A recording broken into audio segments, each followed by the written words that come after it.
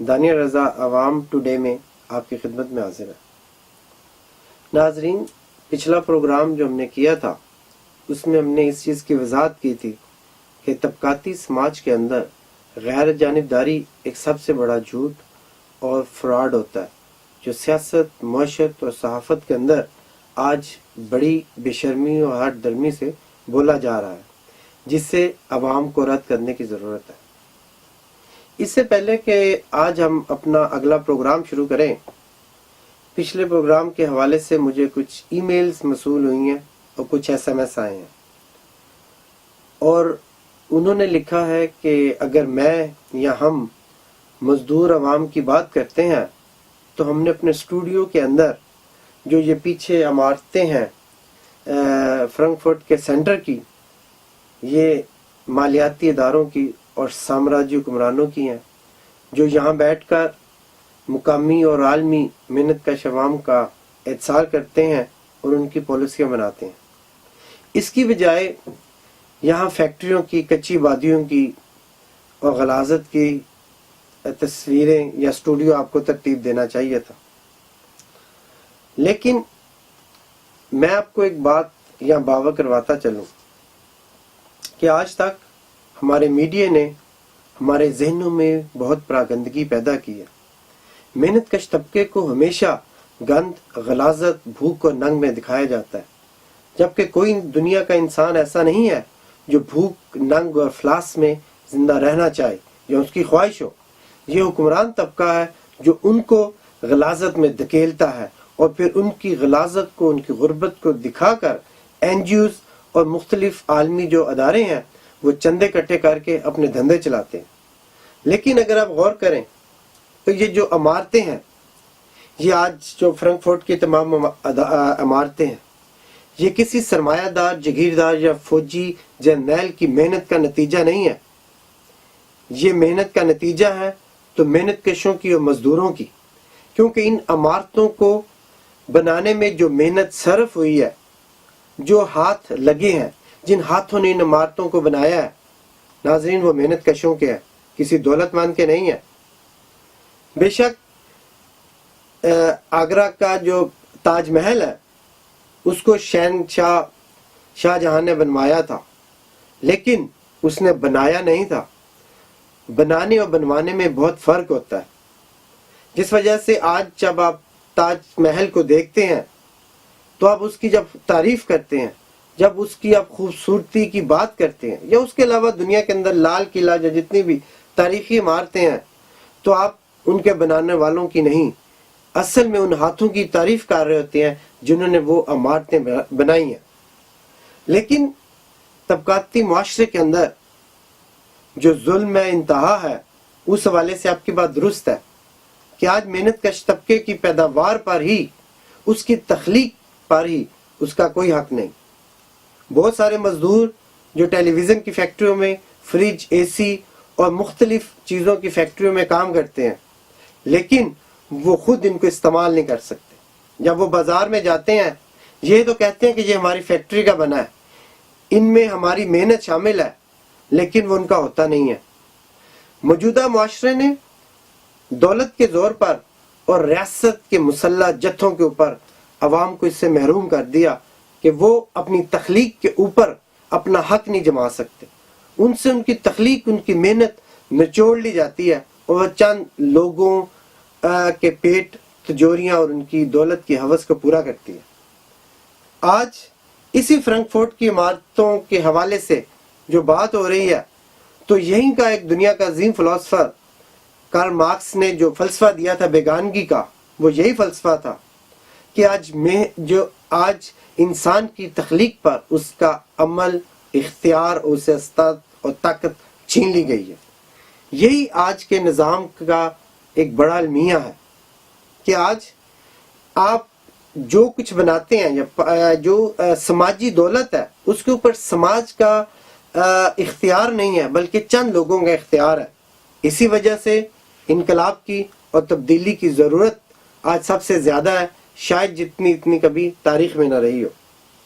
لیکن ناظرین، اس کے ساتھ ہی جو سب سے اہم نقطہ ہے وہ یہ ہے کہ اسی حوالے سے اگر آپ بے روزگاری کو دیکھیں تو بہت سنجیدہ مسئلہ ہے۔ بے روزگاری صرف معاشی مسئلہ نہیں ہے کہ روزگار کے ذریعے آپ کی معاشیت یا معاشی حالت سدھرتی ہے، بلکہ بے روزگاری ایک نفسیاتی مسئلہ بھی ہے، کیونکہ ہر انسان کے اندر ایک تخلیق کی صلاحیت ہوتی ہے۔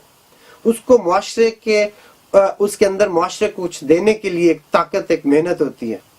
جب معاشرہ اس کو نہیں لیتا اور اس کے مقابلے میں اس کو کوئی چیز نہیں دیتا تو وہ اس معاشرے کے خلاف صف بند ہو جاتا ہے، وہ اس معاشرے کے خلاف انتقام لیتا ہے، کیونکہ اس کی صلاحیتوں میں اس کی طاقت وہ معاشرے کو نہیں دے رہا ہوتا، اور معاشرہ بے روزگاری کے حوالے سے اس کے اندر اس شعور کو جنم دیتا ہے، براہ راست یا بالواسطہ طور پر یہ شعور جنم دیتا ہے کہ تو ایک نکما اور بیکار شخص ہے، جبکہ وہ ہوتا نہیں ہے، لیکن معاشرہ اس کو جب دھتکار دیتا ہے تو وہ اس معاشرے کے خلاف صف بند ہو جاتا ہے، پھر وہ جرم کرتا ہے، پھر وہ قتل کرتا ہے، پھر وہ خود کا شملے کرتا ہے، اور ہر وہ جرم کرتا ہے، ہر وہ کام کرتا ہے جس سے وہ معاشرے سے بدلہ لے سکے۔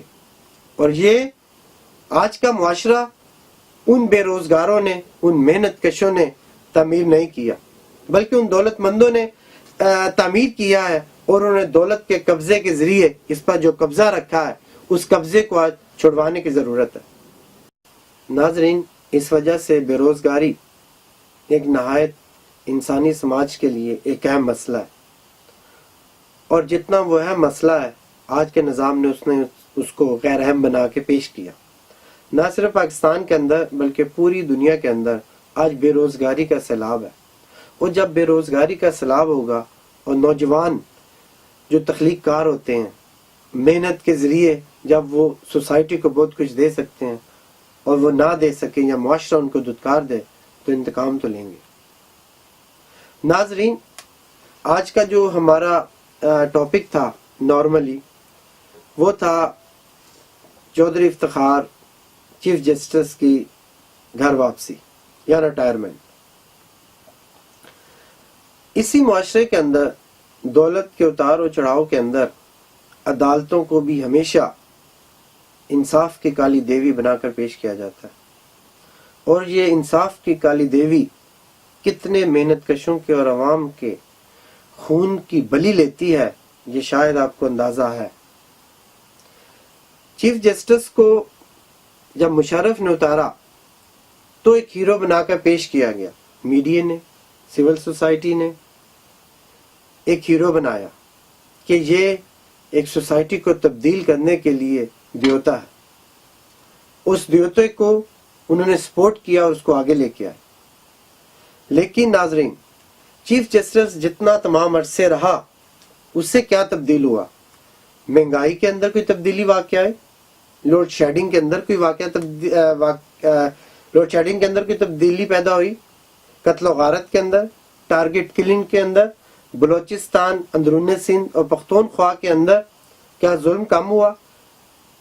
قومی، علاقائی اتصال اور جنسی بنیادوں پر ظلم میں کمی آئے؟ نہیں ناظرین، وہ بڑھتا گیا، لوگوں کو انصاف نہیں ملا۔ اسی وجہ سے تو تاریخ میں یا پاکستان کی عدالتی تاریخ میں پہلی دفعہ عدالتوں کے اندر لوگوں نے خودکشیاں کرنے کی کوشش کی، کیونکہ وہاں انہیں انصاف نہیں ملا۔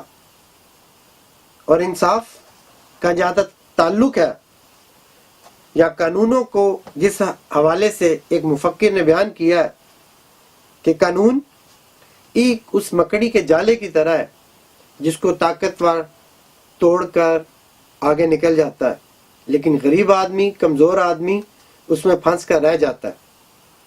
اور یہی حال آج پاکستان اور عالمی دنیا میں ہمیں نظر آتا ہے۔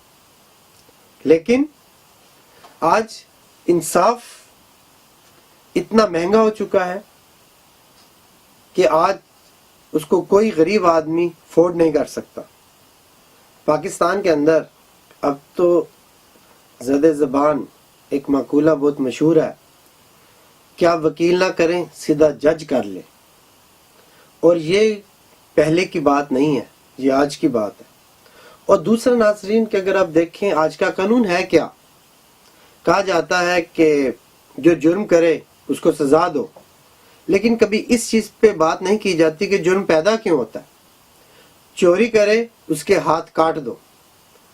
لیکن یہاں سوچنے کی بات یہ ہے کہ چوری کرتا کون ہے جس کے پاس کچھ نہیں ہوتا, اور چوری کی کس کی جاتی ہے جس کے پاس بہت کچھ ہوتا ہے. لازمی سی بات ہے کہ غریب آدمی یا مجبور آدمی ہی اپنی زندگی کو قائم رکھنے کے لیے کوئی جرم کرتا ہے, لیکن جو امیر یا دولت مند ہے, جن کے پاس چیزیں ہیں, جنہوں نے جمع کی ہوئی ہے دولت, انہی کی چوری ہوتی ہے. اس وجہ سے اگر آپ پس منظر کے اندر دیکھیں تو یہ جو ہاتھ کاٹنے کا قانون ہے یا سزا دینے کا قانون ہے, یہ بھی دولت مندوں کا اپنا قانون ہے, تاکہ ان کے خلاف جو ہاتھ اٹھے اسے کاٹ دیا جائے.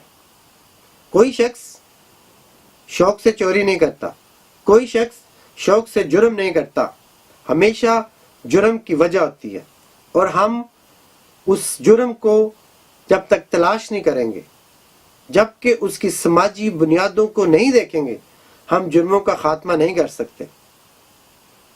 ایک بھوکے کو سامنے روٹی کھائی جائے اور پھر یہ توقع کی جائے کہ وہ بھوکا اسے روٹی نہیں چھینے گا, تو یہ غلط ہے, یہ نہیں ہو سکتا.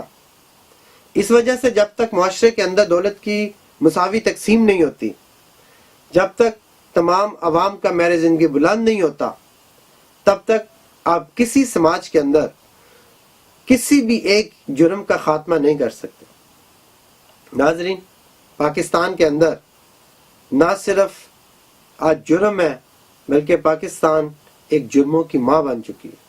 اس کی وجہ پاکستان کے اندر بڑھتی دولت کی تقسیم اور ایک طبقاتی خلیج ہے, جو اس حد تک بھیانک ہو چکی ہے کہ آج پاکستان کے جو امیر لوگ ہیں وہ دنیا کے امیر لوگوں میں شمار ہوتے ہیں, اور پاکستان کے جو غریب لوگ ہیں وہ دنیا کے غریب لوگوں میں شمار ہوتے ہیں. جب دولت کی اتنی بڑی تقسیم ہوگی تو پھر وہاں انصاف کیا ہوگا؟